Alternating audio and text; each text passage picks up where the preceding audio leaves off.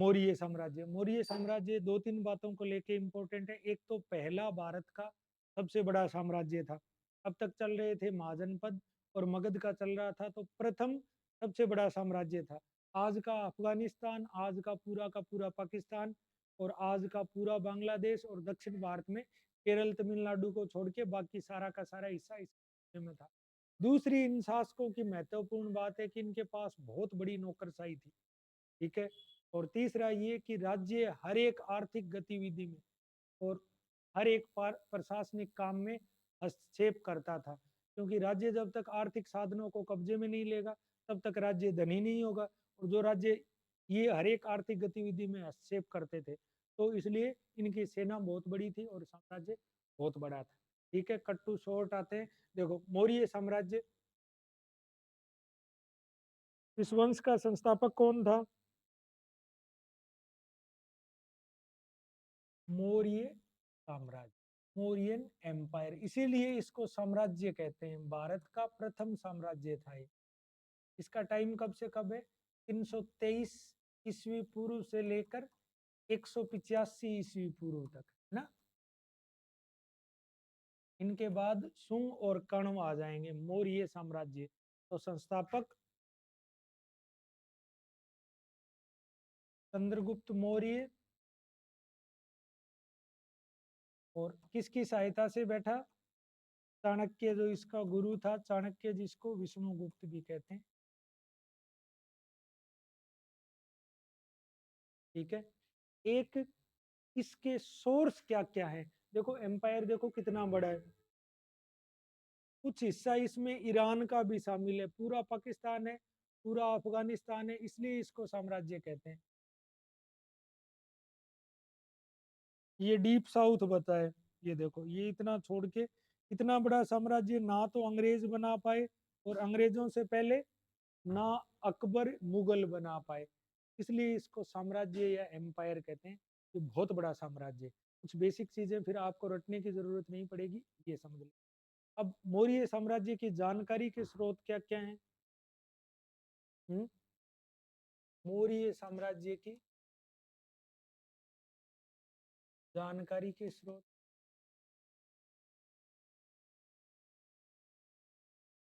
क्या क्या होंगे? जानकारी के स्रोत, एक तो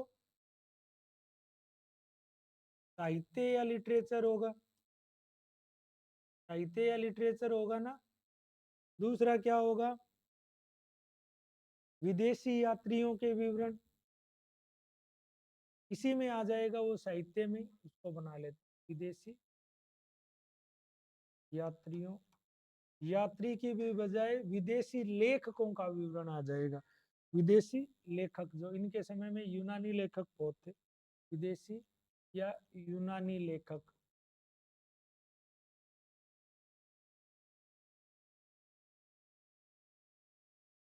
फिर क्या आ जाएगा?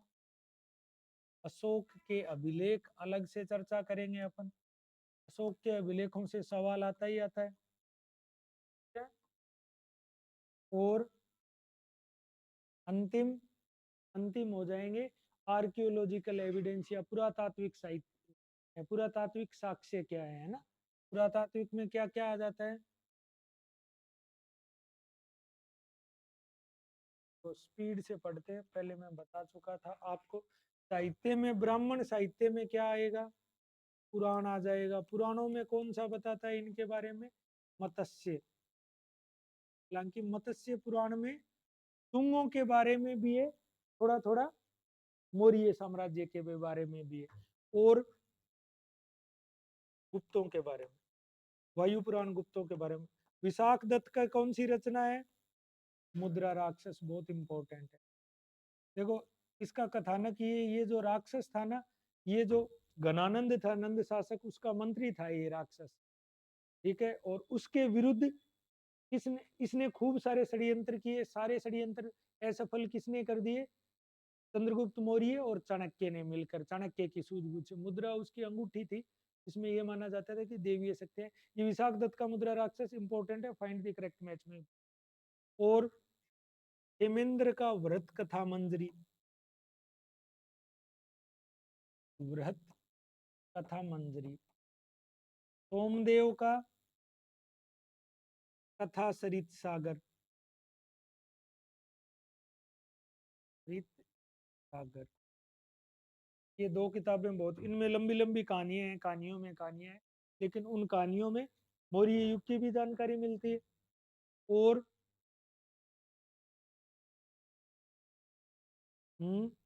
सबसे इम्पोर्टेंट, चाणक्य ने या विष्णुगुप्त ने खुद ने कौन सी किताब लिखी? अर्थशास्त्र। ठीक है, ये नाम तो अर्थशास्त्र है, लेकिन ये ग्रंथ राजनीति का ग्रंथ है। प्लस मौर्य जो चाणक्य या विष्णुगुप्त थे, वो ये कहते थे कोई राज्य ठीक से तभी चलेगा जब उसकी अर्थव्यवस्था मजबूत हो। तो अर्थ इसके 15 भाग हैं, है ना? ठीक है, एक अर्थशास्त्र। और जैन ग्रंथ, जैन ग्रंथ में कौन कौन से हैं? भद्रबाहु का कल्पसूत्र,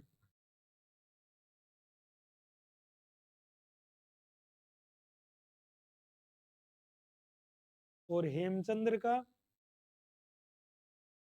पर्वन, त्रिशिष्ट पर्वन, ये दोनों ग्रंथ बहुत इंपॉर्टेंट है। बौद्ध ग्रंथ कौन कौन से हैं?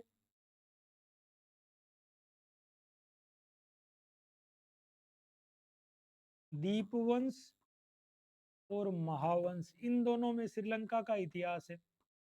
दीपवंश महावंश याद रख लेना, ये इंपॉर्टेंट है। ठीक है, दिव्यावदान, दिव्यावदान, आर्य मंजूश्री, ये दिव्यावदान और आर्य मंजूश्री मूल कल्प महायान बौद्ध धर्म के ग्रंथ हैं। ये ठीक है, ये सारे के सारे ग्रंथ हो गए जिनमें वर्णन है। अब बात करते हैं कि देखो इसमें क्या हुआ। भारतीयों पे ये आरोप लगाया जाता है कि उनमें इतिहास लेखन का बोध नहीं था, जैसे कहानियों में कहानियां, प्रॉपर डेट नहीं लिखना। लेकिन सिकंदर के आक्रमण का अगर एक लाभ मानो तो भारतीय इतिहास लेखन ठीक तरीके से होने लग गया। वो हर चीज को एकदम डेट दे के लिखते हैं। और ऐसे इतिहासकार कौन? एरियन है, स्टेबो है, जस्टिन है, प्लूटार्क है, अरिस्टोबुलस है। सबके नाम याद रखने की जरूरत नहीं, लेकिन वो हर चीज विद डेट लिखते थे, फैक्ट के साथ लिखते थे। तो विदेशी में मेन है अपना मैगस्थनीज की इंडिका। ठीक है, मैगस्थनीज की इंडिका। मैगस्थनीज कौन था? सेल्यूकस निकेटर जो आगे आएगा, उसका राजदूत था चंद्रगुप्त मौर्य के दरबार में। इसने किताब कौन सी लिखी? इंडिका। ठीक है? अशोक के अभिलेख खूब सारे हैं, 5 तरह के हैं। शिलालेख भी हैं और स्तंभ लेख भी हैं। तो लघु शिलालेख, दीर्घ शिलालेख, स्तंभ लेख, दीर्घ शिलालेख और पृथक शिलालेख, 5 टाइप के हैं, वो अलग से पढ़ाऊंगा। इनमें से सवाल आता ही आता है। पुरातात्विक साक्ष्य में क्या क्या है, जल्दी बोलो। एक तो मैंने पहले बताया था कि मर्दबांड से पता चलता है, तो मौर्य काल का मर्दबांड कौन सा है? Northern black polished where, NBP. उत्तरी काली चमकीली मर्दबांड, नॉर्दर्न ब्लैक पॉलिश्ड वेयर। ठीक है, काला चमकीला मर्दबांड है ना, तो कहते हैं उत्तरी काला चमकीला मर्दबांड परंपरा। ये पॉलिश्ड जैसा लगता है ना, जैसे पॉलिश की हुई।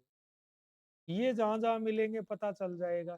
एक छल्लेदार कुएं बने से इनके टाइम में, जिसको रिंग वेल्स कहते हैं।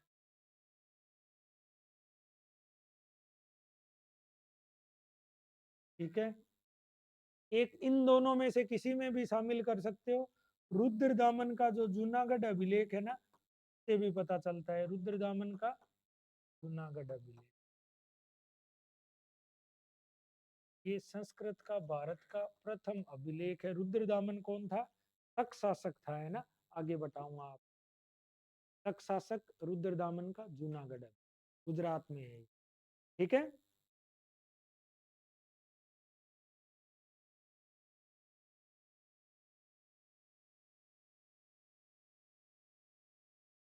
ये इतनी सारी चीजें हैं मौर्य साम्राज्य के बारे में पता चलता है, और ये सारी इंपॉर्टेंट।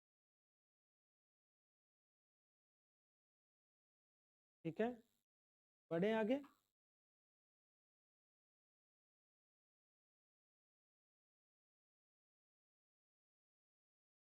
अब देखो, मौर्य साम्राज्य का वही बात है कि जो अंतिम नंद शासक था घनानंद, वो प्रजा पर अत्याचार करता था, इसलिए वो अलोकप्रिय हो गया। और चंद्रगुप्त मौर्य ने चाणक्य की सहायता से उसको हरा दिया, उसको मार डाला, और 323 ईस्वी पूर्व में मगध का शासक बन गया। ठीक है, ये सारी अब ये सारी चीजें हैं कि शासन पर घनानंद को हराकर सिंहासन पर कब्जा कर लिया। अब ये शासक हैं, देखो, एक नंबर पे चंद्रगुप्त मौर्य। चंद्रगुप्त मौर्य के बाद में आएगा उसका बेटा बिंदुसार। बिंदुसार के बाद में आएगा उसका बेटा अशोक। उसके बाद में आएगा कुणाल, दशरथ, संप्रति, शालीशुक, देववर्मन। ये अंतिम शासक होगा बृहद्रथ। और इस बृहद्रथ को कौन मार देगा? उसका सेनापति पुष्यमित्र शुंग हत्या कर कौन से वंश की नींव रखेगा? क्या कर? शुंग वंश की नींव रखेगा।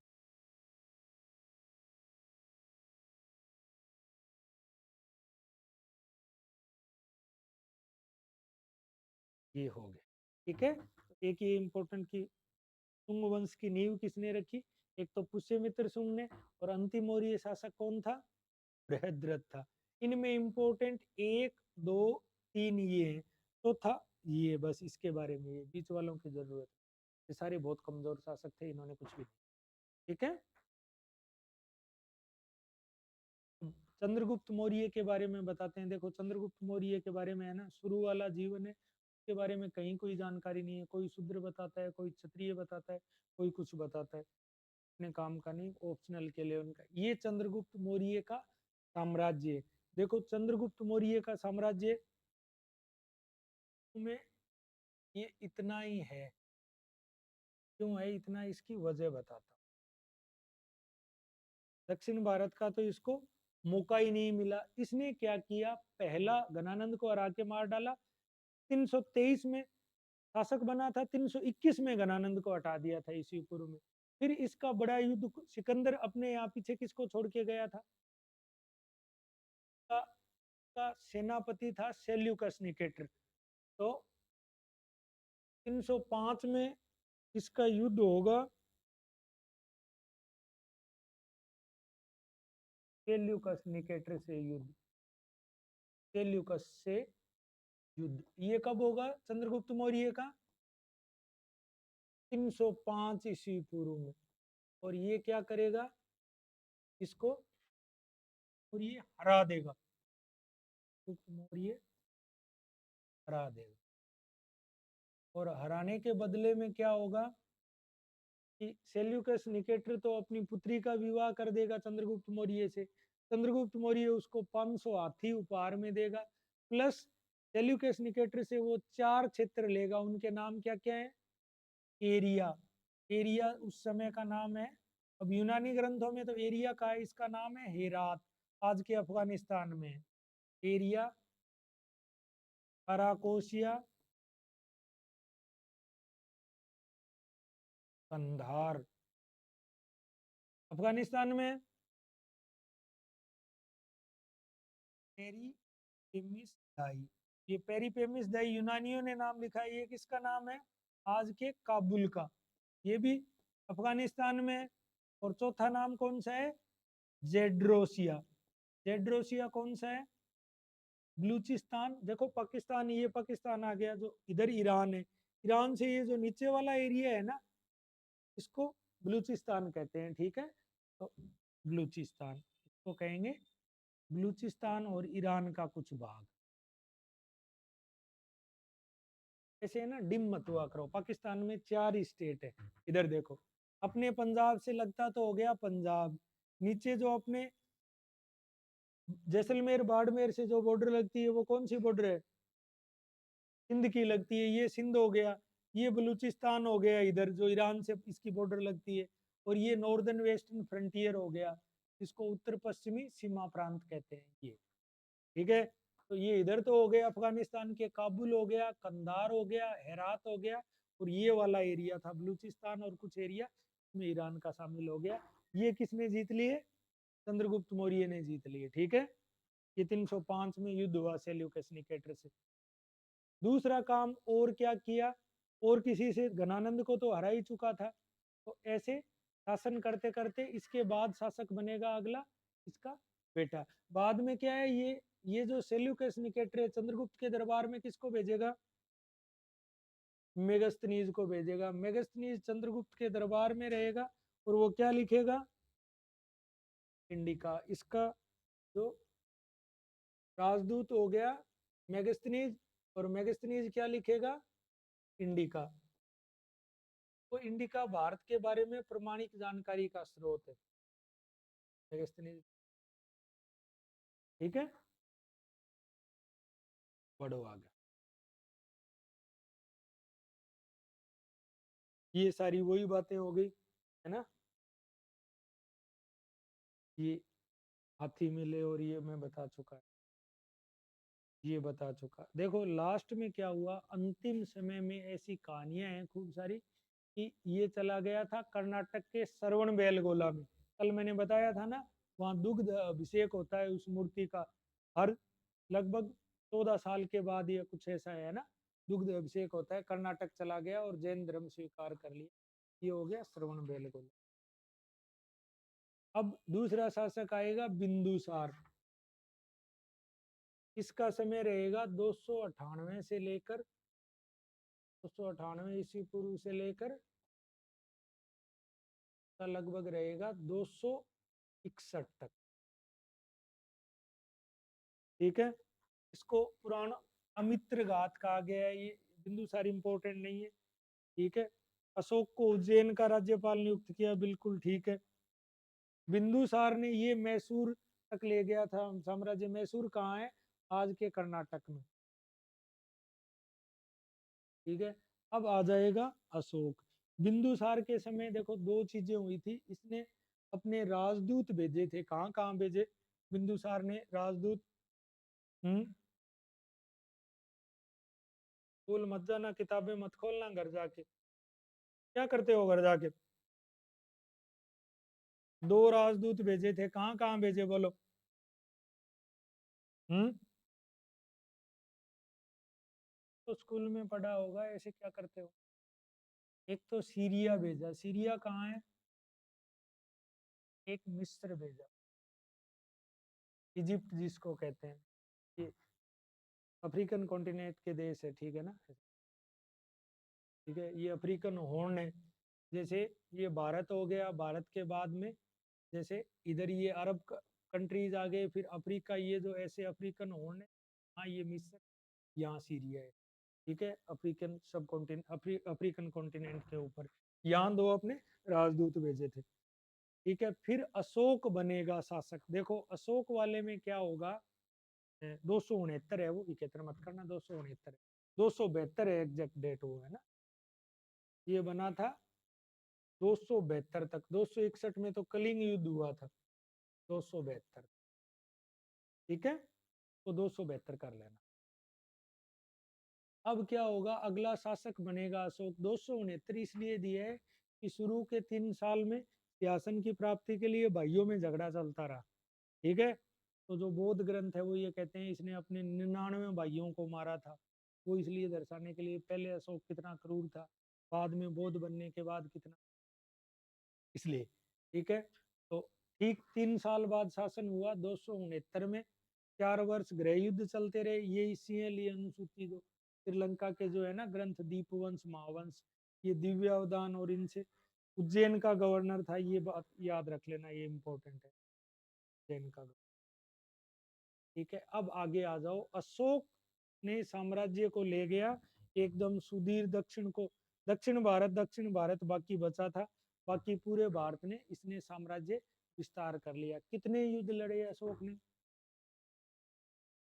एक युद्ध, क्या कहते हैं, कलिंग का युद्ध। और ये आखिरी युद्ध था जो मगध ने, सबसे पहला युद्ध कौन सा लड़ा था? कौन सा लड़ा था सबसे पहला? बिंबिसार ने अंग को जीतने से जो काम शुरू किया था, ठीक है, 544 ईस्वी पूर्व में, और वो आते आते 261, मतलब 300 साल से मगध ने किसी को छोड़ा नहीं जिसको हराया नहीं हो। इस युद्ध के बाद वो कोई युद्ध नहीं करेंगे। तो लिखो अशोक का कलिंग युद्ध। कलिंग युद्ध कब हुआ था ये? 261 ईस्वी पूर्व।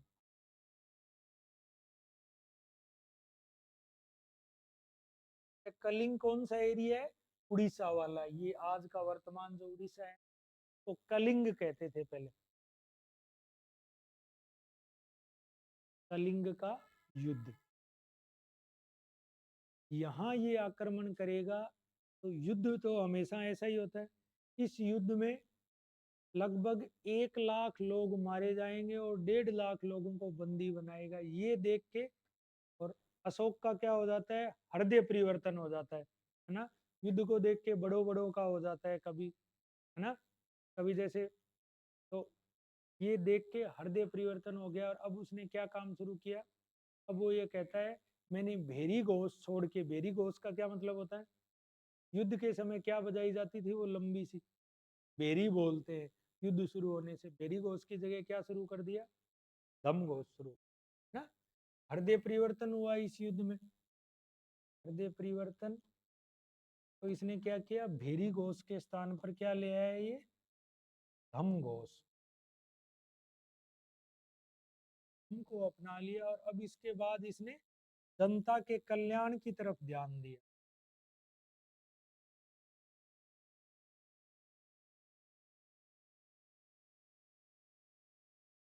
अच्छा, कलिंग युद्ध का वर्णन कौन से स्तंभ लेख में है? कौन से में? 13वें, 13वें स्तंभ लेख में है ना। 13वें, ये इंपॉर्टेंट है, 13वें स्तंभ लेख में वर्णन।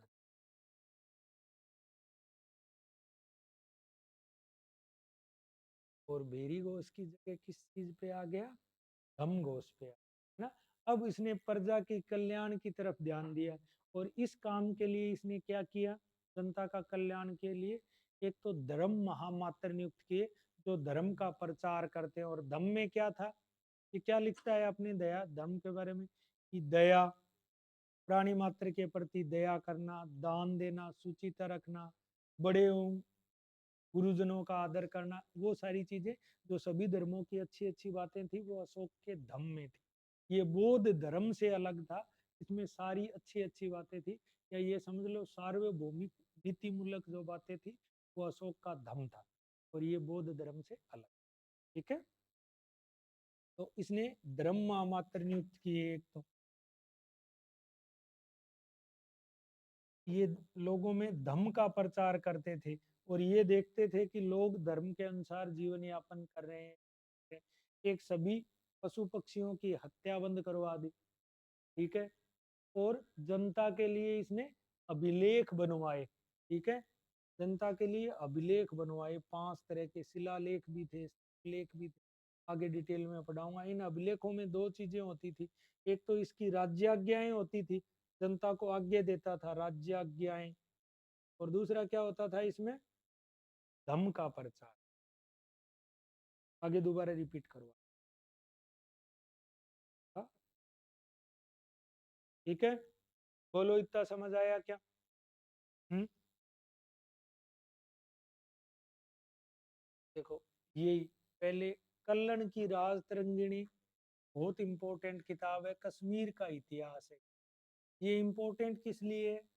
क्योंकि भारतीय लेखकों में एकमात्र कल्लन ऐसा था जो ये कहता है कि किसी भी डर भय की बजाय इतिहास को इतिहास की तरह लिखना चाहिए। ठीक है ना। अब जैसे अभी एक इंटरव्यू आ रहा था जो महाराणा प्रताप के वंशज है उनके, अपने वो कहानियों में क्या पढ़ाया जाता है, महाराणा प्रताप का भाला कितने किलो का था? 3 से 4 किलो। ठीक है, कवच कितना था? 200 किलो का। वो सारे किस्से कहानियां हैं, उनका वंशज जो है, ठीक है, वो इस चीज का खंडन कर रहा है। तो भारतीय लेखकों ने तो ऐसे इतिहास लिखा है। 80 किलो का भाला लेके कोई आदमी युद्ध लड़ सकता है क्या? 80 किलो का भाला होना अच्छी बात है या बुरी बात है? बुरी बात है। युद्ध कौन जीतेगा? जो जितना ज्यादा, जिसमें मोबिलिटी जितनी ज्यादा होगी, ये युद्ध के सिद्धांत है। ठीक है, जो जितना ज्यादा, जिसका सामान जितना हल्का होगा, वो युद्ध जीत पाएगा। भारतीयों ने तो ऐसे 80 किलो का भाला, और ये चारण इतिहासकार, इन्होंने सबने इतिहास का कबाड़ा किया है। या जो दरबारी इतिहासकार थे, इन्होंने, आगे पढ़ोगे तो तुम्हारे समझ आ जाएगा। तो ये इसलिए राजतरंगिणी इसलिए इम्पोर्टेंट है कि ये विशुद्ध इतिहास लिखने की इस व्यक्ति ने कोशिश करी। ठीक है, ये बताता है कि अशोक शुरू में शिव जी का उपासक था। एक रानी कारुआ की है शिलालेखों में, दूसरी महादेवी है। बेटे और बेटी का क्या नाम था? महेंद्र और संघमित्रा। ठीक है ना। इन्होंने शासन के 8वें वर्ष में 261 में कलिंग युद्ध लड़ा था, और हाथियों के लिए लड़ा था। प्लस कलिंग किस लिए फेमस था?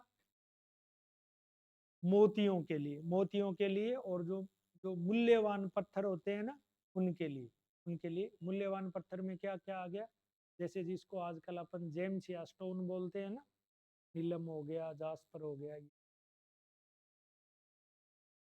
ये 1,50,000 बंदी बनाए गए, 1 लाख मारे गए, तो इसने बौद्ध धर्म को अपना लिया। अब इसको बौद्ध धर्म में दीक्षित किसने किया? पहले तो उपगुप्त नाम का था, और बाद में मोगलीपुत तीस। किसी मोगलीपुत तीस के, इसने जो अपनी बौद्ध संगीति, तीसरी बौद्ध संगीति का आयोजन किया था। तीसरी बौद्ध संगीति मोगलीपुत तीस के द्वारा ही हुई थी। ठीक है। कलिंग में 2 प्रशासनिक केंद्र बनाए, एक धौली, एक जोगढ़। उत्तरी केंद्र की राजधानी थी धौली। कलिंग का 2 भागों में विभाजन कर दिया, और दक्षिणी की जोगढ़। ठीक है। 10वें वर्ष में बोध गया की यात्रा की। बोध गया भगवान बुद्ध से संबंधित स्थान है। बोध गया में क्या हुआ था? ज्ञान की प्राप्ति हुई थी। ठीक है। 14वें वर्ष में क्या किया? धम्म महामात्र नामक अधिकारियों की नियुक्ति की। ये इंपॉर्टेंट है। देखो, प्राचीन भारत में सोच सकते हो कोई शासक जनता का इतना ध्यान रखे। आज तो लोकतंत्र है, अगर सरकार जनता का ध्यान रखेगी तो लोग सरकार को बदल देते हैं ना। ऐसा भी करते हैं, इस बार पूर्ण भूमि से आई, अगली बार जमानत जब्त करवा देते हैं ना। लेकिन महान हिस्ट्री में एक चीज चलती है, युगबोध। युगबोध का मतलब समझते हो? जिस समय जिस व्यक्ति ने जो काम किया, वो अपने युग के हिसाब से महान है क्या नहीं। आज तो लोक कल्याणकारी राज्य की स्थापना है, लेकिन उस समय इनको कौन रोकने वाला था? कोई मानवाधिकार आयोग था, कोई सुप्रीम कोर्ट बैठा था क्या संघ राज्य के विवादों का निस्तारण करने के लिए? तो युग बोध के लिहाज से इसलिए महान था। धर्म महामात्रों की नियुक्ति करी, ये इंपॉर्टेंट है। और 20वें वर्ष में लुम्बिनी की यात्रा की। पानी नहीं, ये मैसेज आगे बढ़े। ये धम्मा मात्र इंपॉर्टेंट। अब देखो, यहाँ 2 अभिलेख मिले नेपाल की तराई से, और ये है रुमिनदेई, और रुमिनदेई और निगाली सागर भी कह देते हैं इसको, निगाली।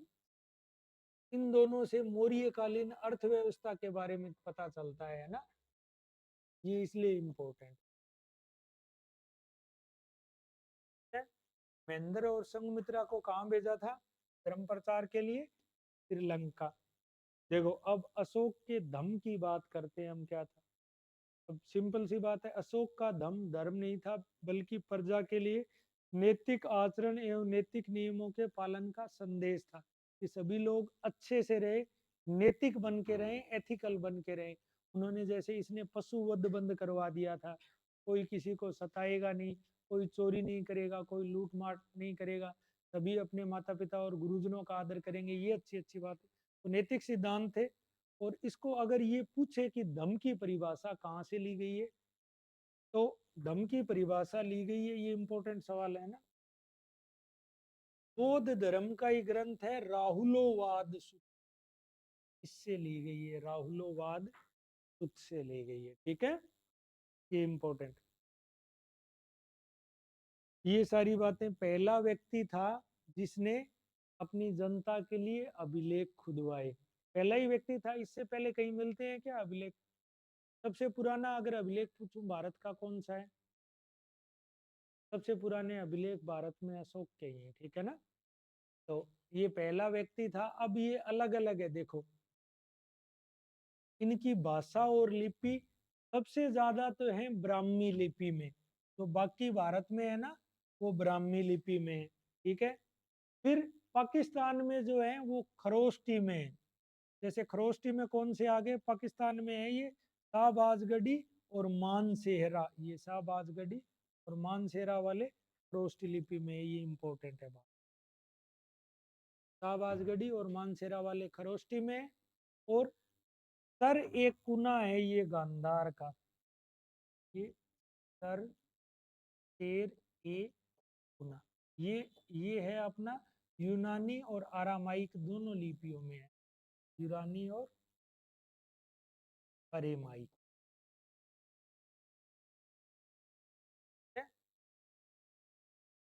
तो लिपि आज कौन सी है, लिपि का मतलब होता है स्क्रिप्ट, जिस तरीके से अपन किसी भाषा को लिखते हैं। अपनी लिपि कौन सी है आज की, देवनागरी है।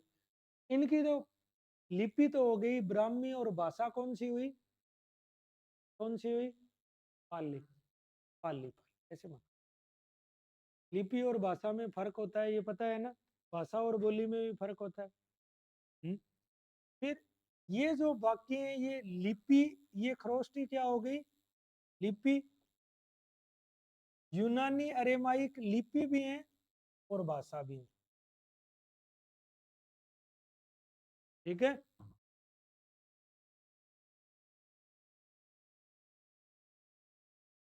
बड़े शिलालेख है, शिलालेख है। ठीक है, कौन कौन से हैं 14 बड़े शिलालेख। हम्म, बताओ। हम्म, कभी काम ही नहीं, किताब खोली नहीं, कहाँ से पता होगा। 14 ये स्तंभ लेख है ना, इसको बड़े शिलालेख। फर्स्ट में क्या कहता है, फर्स्ट शिलालेख में पशु बलि का विरोध करता है ना, ये पशु बलि पर रोक लगाता है। जैसे शाहबाजगढ़ी हो गया, मानसेरा हो गया, सरेकुना हो गया, कंधार हो गया, तक्षशिला हो गया, लघमान हो गया, ये। सेकंड में ये पशु चिकित्सा की बात करता है, और अपने राज्याभिषेक की। चौथे में धम्म के बारे में, और पांचवें में दासों के बारे में भी कहता है, और धर्म महामात्रों के बारे में भी। ये इम्पोर्टेंट है ना, आपको नोट्स में सारे मिल जाएंगे है ना, ये भी ले लेना साथ। ठीक है। ये में ये सातवें में सभी धर्म, बोध गया इनकी यात्रा में। नौवा में ये समारोहों की निंदा करता है।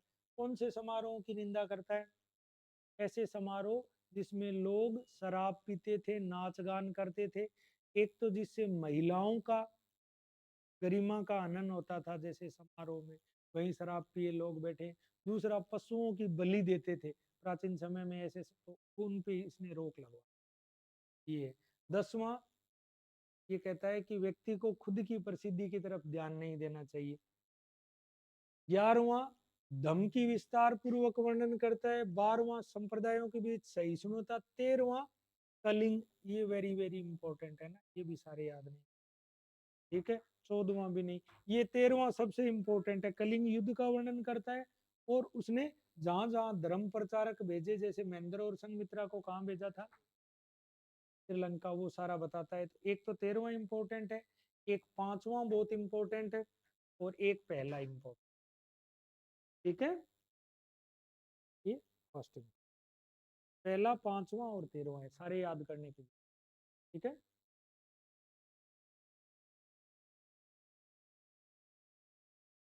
बात करते हैं मौर्यकालीन प्रशासन।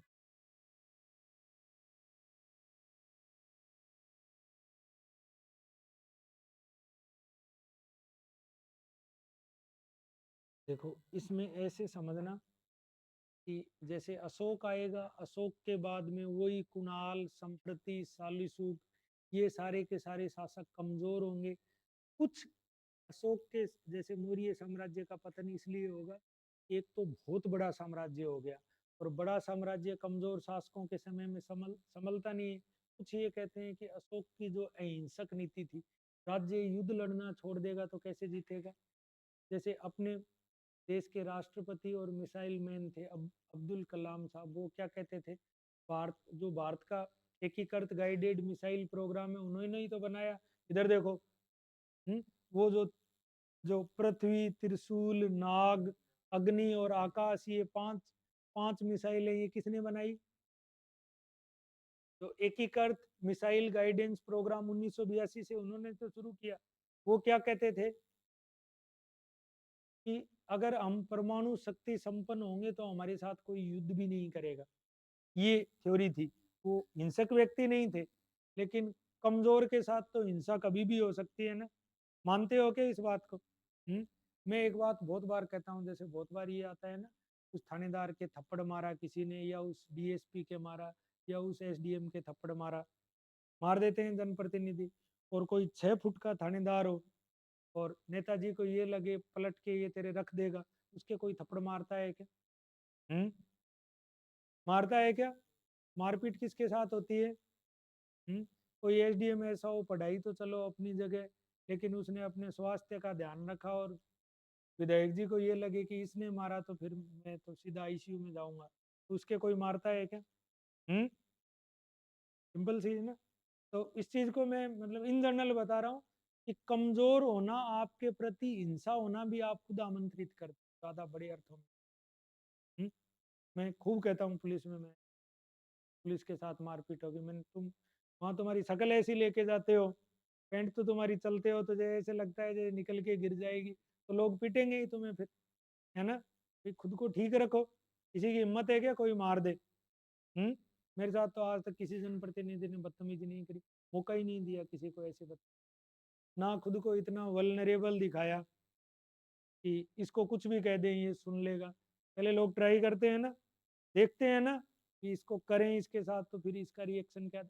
कुल मिला के ये था, उसने अहिंसा की नीति अपना ली, तो धीरे धीरे साम्राज्य में विद्रोह होने लगे, ऐसे करते करते पतन हो गया। अब बात करते हैं मौर्य प्रशासन की। मौर्य प्रशासन में समझने वाली सबसे जो बात है ना इम्पोर्टेंट, वो यही है। मौर्य प्रशासन में मैं बताता हूँ क्या बात है। एक तो राजा अत्यधिक शक्तिशाली था, सारी पावर्स राजा में थी, ठीक है। और नौकरशाही कैसी थी? नौकरशाही कैसी थी? नौकरशाही का मतलब समझते हो ना, ब्यूरोक्रेसी। उसके मंत्री हो गए और बड़े बड़े अधिकारी हो गए। अत्यधिक केंद्रीकृत थी, सारी पावर किसमें थी? राजा में थी। जैसे मंत्रिमंडल की सारी पावर्स किसमें होती हैं? प्रधानमंत्री और राज्य वाले की सारी पावर उनमें केंद्रीकृत होती है कि नहीं होती? तो वैसे अत्यधिक केंद्रीय प्लस प्लस मंत्रिमंडल का बड़ा आकार था। ये इनका नौकरशाही का बड़ा आकार था। बड़ा आकार कैसे? 18 तो थे तीर्थ, और 26 क्या थे? 26 थे अध्यक्ष। अब समझना है इस बात, जो समझने वाली बात है वो ये है। 18 तीर्थ में तो कौन आ गए? प्रमुख मंत्री आ गए। इनमें सारे आ जाएंगे, युवराज भी आ जाएगा, राजा का बेटा। इनके समय जैसे जो बिंदुसार के समय अशोक कहाँ का शासक था? उज्जैन का, ठीक है। तो मौर्यों की ये आदत थी, आगे भी आप देखोगे कि जो राजा का बेटा राजकुमार होता था उसको महत्वपूर्ण प्रांत या राज्य का शासक, ठीक है। तो युवराज आ गया, और कौन आ गया? सेनापति आ गया। महार महाहर्ता। महाहर्ता क्या होता था? टैक्स कलेक्शन करता था। और सन्निदाता क्या करता था? ट्रेजरी ऑफिसर होता था, कोषाधिकारी। महाहर्ता तो हो गया कर संग्राहक, और सन्निदाता होता था कोषाध्यक्ष या ट्रेजरी ऑफिसर, ये खजाने की सुरक्षा करता था। ऐसे खूब सारे अधिकारी थे। ये तो प्रमुख मंत्री हो गए। 26 अध्यक्ष कैसे थे? आज के जैसे सचिव होते हैं जो सीनियर आईएएस होते हैं, कोई लवणा अध्यक्ष हो गया, कोई शुल्का अध्यक्ष हो गया, कोई पोतवा अध्यक्ष हो गया, मतलब सारे के सारे जो कारखाने थे सरकारी उनका अध्यक्ष हो गया, कोई खान का अध्यक्ष हो गया, कोई कर विभाग का अध्यक्ष हो गया। और ये सारे के सारे क्या करते थे, राज्य की जितनी भी आर्थिक गतिविधियां थी उनका नियमन करते थे। मतलब लवणा अध्यक्ष नमक पे कर लगाता था अलग से, कोतवा अध्यक्ष जो जहाज बनते थे इनके समय उनका अध्यक्ष, एक गणिक का अध्यक्ष था। मतलब राज्य इतना गिर गया था कि जो नाचने गाने वाली या जो वेश्याएं होती थी उनसे भी टैक्स कलेक्ट करता था। और वो टैक्स कलेक्ट करना किस लिए इम्पोर्टेंट है, मतलब 26 तरह के अधिकारी बना दिए, राजकीय कारखाने बने हुए थे जहाँ लोगों से फ्री में काम करवाया जाता था। ठीक है, कि विस्टी या बेगार आईएएस प्री 2023 में आया है ना, देखा है क्या पेपर? तो ये इसलिए इम्पोर्टेंट हो गया कि राज्य प्रत्येक आर्थिक गतिविधि में जब हस्तक्षेप करेगा उसकी आय कितनी बढ़ जाएगी, और बड़ी आय होगी तो क्या होगा, आय ज्यादा होगी किसी राज्य की तो क्या होगा, बड़ी सेना। आज दुनिया में बड़ी सेना उन्हीं देशों के पास है ना जिनके पास पैसे ज्यादा है। पुराने समय में भी ये बात थी, जिसके पास ज्यादा पैसे होंगे वो उतनी बड़ी सेना, इसलिए इनका साम्राज्य इतना बड़ा है। तो ये 26 अध्यक्ष क्या करते थे, राज्य की आर्थिक गतिविधियों का नियमन करते थे।